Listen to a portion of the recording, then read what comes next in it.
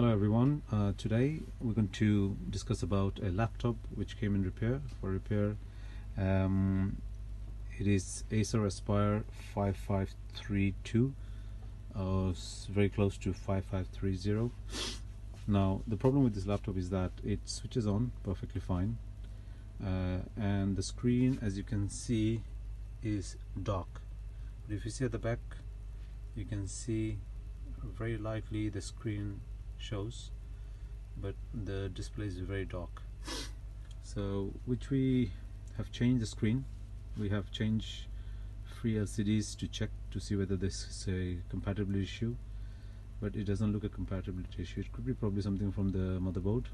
Now once we press function F6, let's try it again, function F6, the screen brights up and it goes dark again. Yeah, we can do a fix for this if you visit one of our shops at Mobile Links. We have a solution for this. So if you bring a laptop to our shop, our engineers will check it. If it's this problem, we can fix it. If it's any other problem, yeah, certainly we can give you a quote on it. This fix usually takes 3 to 4 working days because we need to work on the motherboard.